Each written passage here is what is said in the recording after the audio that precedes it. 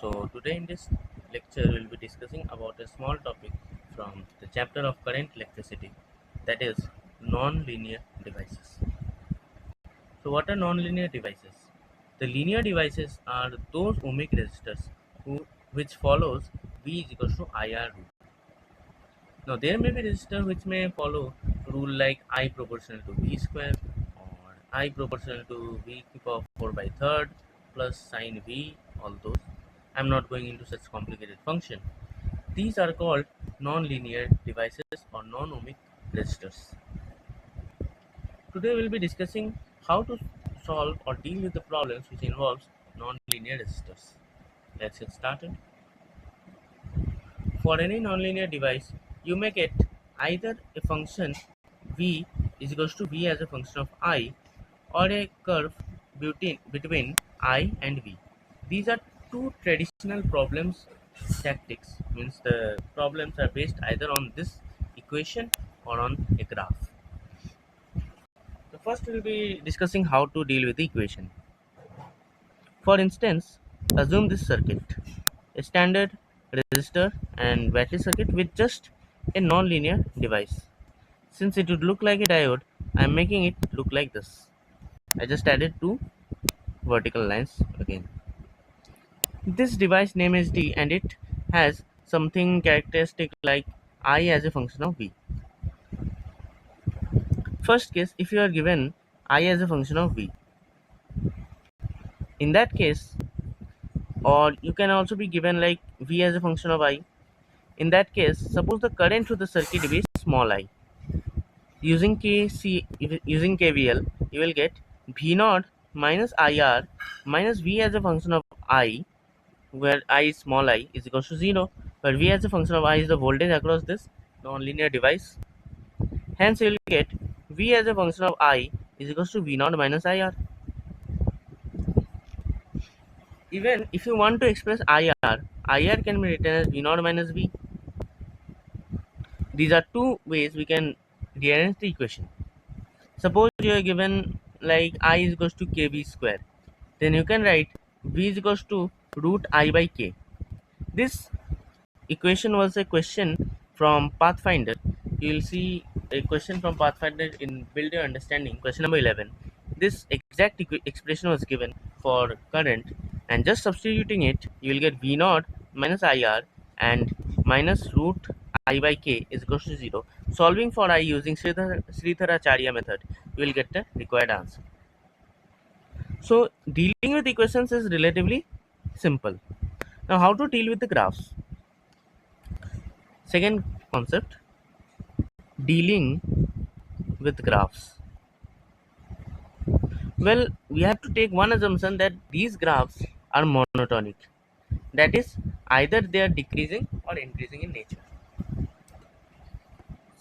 Suppose I consider x and y axis, and I consider this graph. Okay, you have I and v in their y axis and x axis respectively. So we can say E minus IR is equals to V as a function of I. V as a function of I is given. Now you have to plot a graph between E minus IR. When I is equals to 0, V is equals to E. When I is equals to E by R, V is equals to 0. Sorry. So we will end up with a straight line. And the intersection of this straight line with the curve, IV characteristic curve, will give you the required solution. And why I am talking about monotonic curves?